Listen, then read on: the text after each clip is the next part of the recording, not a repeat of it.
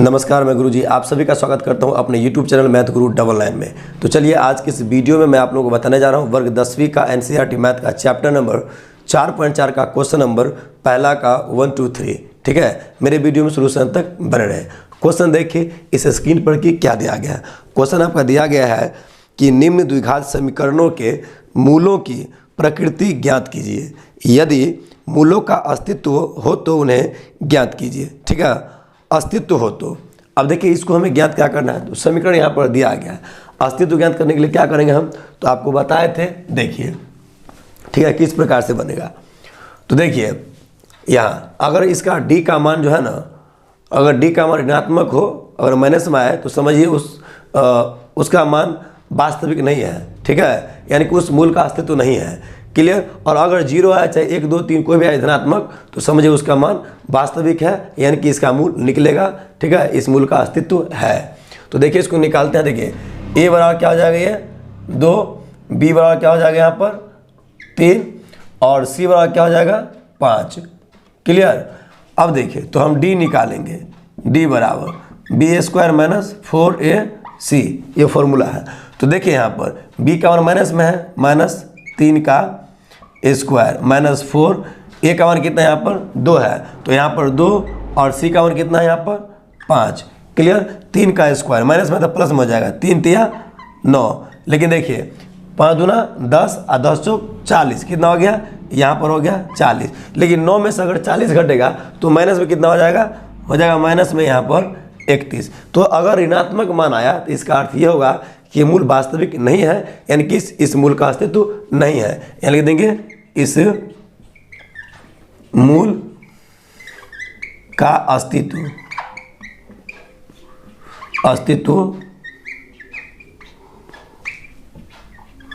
नहीं है।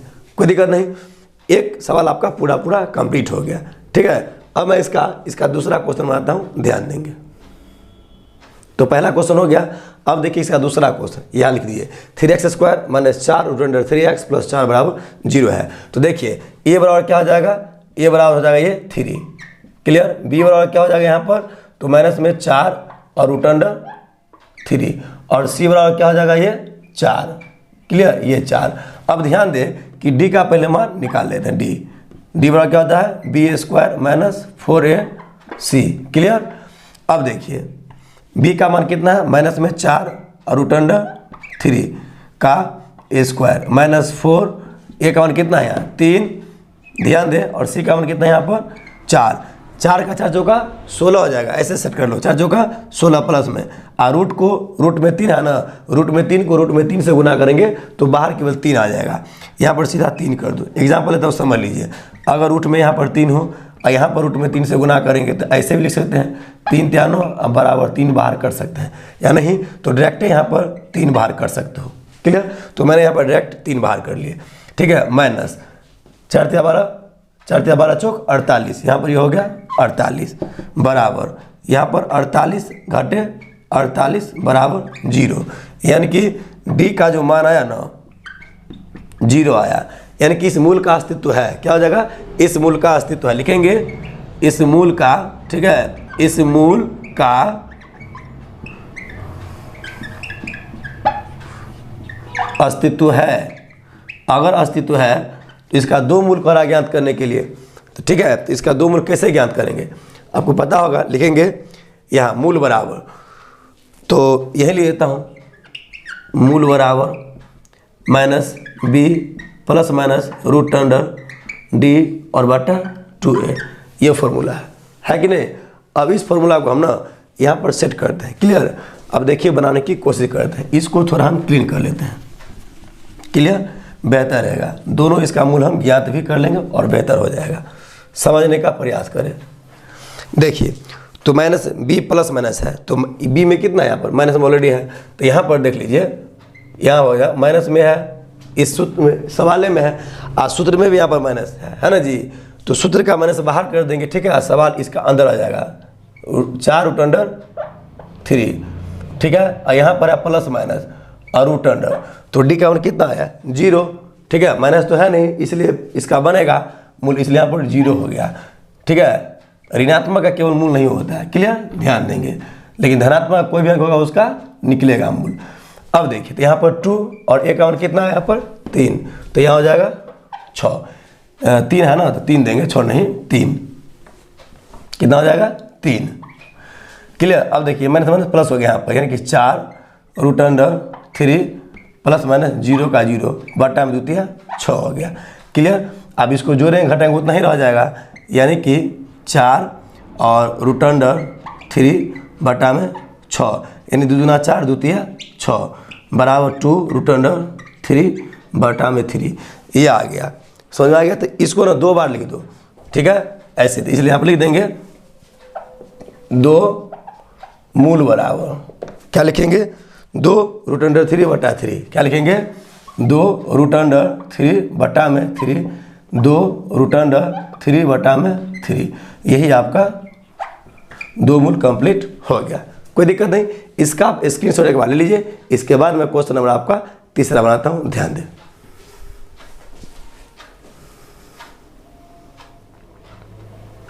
अब आप ना क्वेश्चन नंबर इसका 3 देखिए, पहला का ये है 2x² - 6x + 3 = 0। तो अब क्या करेंगे यहाँ पर a बराबर क्या लिखेंगे 2, ठीक है, x² का गुणांक 2 है, और b बराबर लिखेंगे माइनस में 6, x का गुणांक -6 है, और c बराबर लिखेंगे ये 3। क्लियर। तो हम d का मान निकालेंगे पहले, तो d बराबर क्या होता है सूत्र में b² - 4ac, तो b का मान कितना -6, ठीक है, यानी कि स्क्वायर -4, a का मान कितना है यहाँ पर 2, क्लियर, c का मान यहाँ पर 3, यानी कि -6 स्क्वायर करेंगे 6 6 है 36 प्लस में आ जाएगा, ठीक है, 3 दूना 6, 6 चौक 24, ध्यान दें यहाँ पर 3 दूना 6, 6 चौक 24, तो कितना है घट करके 6 में से 4 गया 2 हो गया, और 3 में 2 गया, यानी कि 12 आया, यानी कि डी का जो मान आया वो 12 आ गया। क्लियर। इसको ऐसे लिख दो थोड़ा लंबा।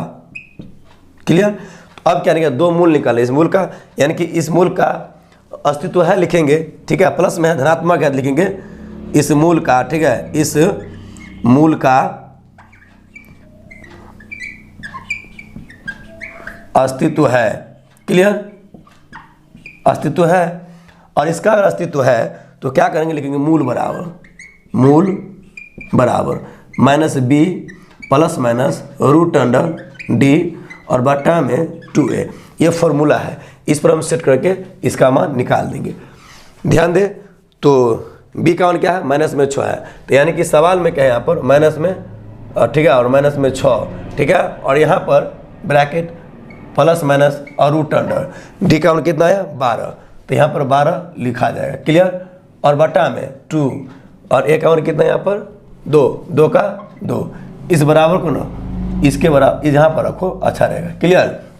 ये माइनस प्लस हो गया, यानी कि 6, ठीक है, और प्लस माइनस यहाँ पर √12, तो इसको ना इसको बाहर छुआ कर लो, रूट में है ना 12। देखिए अगर यहाँ पर 12 है, देखिए 2 6 के 12 और 2 3 6, इनका तो जोड़ा मिल रहा है रूट में ना, देखो 2 गुने 2 गुने 3, इसका जोड़ा मिल गया, यानी कि 2 का स्क्वायर गुने 3, इसका तो 2 बाहर आ जाएगा और रूट में 3 रह जाएगा, क्योंकि इसका जोड़ा नहीं मिल रहा है। क्लियर। तो यहाँ पर लिख देंगे हम 2√3, क्लियर, और बटा में 2 दूना 4 हो जाएगा, होगा कि नहीं ऐसे। अब ध्यान दो, 2 को हम कॉमन कर सकते हैं, 2 जब कॉमन होगा तो यहाँ पर हो गया 2 3 6 और प्लस माइनस √3 और बटा में हो गया 4। ध्यान दे, 2 जब कॉमन होगा 2 3 6, 2 बाहर आ गया, रूट में 3 ऐसे ही रहेगा, और बटा में 4 है। अब देखो 2 दूना 4 काट सकते हैं, ये बराबर यहाँ पर 2 अच्छा रहेगा, इसके सामने बट्टा वाला लकीर के सामने। अब क्या हो गया, यानी कि 3 प्लस माइनस √3 बटा में 2, ये बच गया, यानी एक बार प्लस में एक बार माइनस में है, ठीक है। तो इसको हम यहाँ पर लिख देते हैं। अब ध्यान दीजिए, ठीक है, तो ये 2 बार लिखाएगा ना, इस चीज़ को ध्यान दो। देखिए तो यहाँ लिखाएगा, एक बार प्लस में लेने पर एक बार माइनस में लेने पर, ये 2 बार लिखाएगा, यहाँ लिख देंगे 2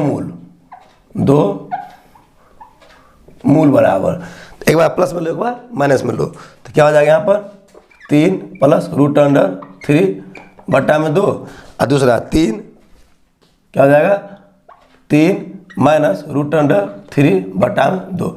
प्लस में रखने पर ये हो गया प्लस, माइनस में रखने पर ये हो गया माइनस। तो ये हो गया आपका करेक्ट आंसर। क्लियर? ये आपका लास्ट क्वेश्चन था, पहला का तीसरा। क्लियर? इसको आप स्क्रीनशॉट लीजिए, बेहतर रहेगा आप लोगों के लिए।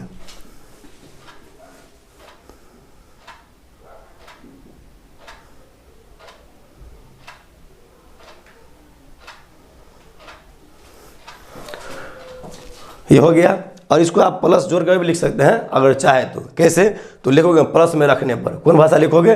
जैसे प्लस में रखने पर ऐसे भी लिख सकते हो, यानी कि ये 3 + √3/2, ये हो गया। क्लियर? दूसरा लिखोगे माइनस में रखने पर, ठीक है, समझ में? रखने पर यहाँ पर 3 - √3/2, इस प्रकार से भी आप लिख सकते हैं, कोई दिक्कत नहीं। या डायरेक्टली दिया, समझ में आ जाना चाहिए। तो लगता है कि ये जो आपको सवाल बताया ना, इस वीडियो में आपको समझ में आ चुका होगा। तो चलिए अब मैं आपसे नेक्स्ट वीडियो मुलाकात करता हूँ, तब तक के लिए आपको बहुत बहुत धन्यवाद।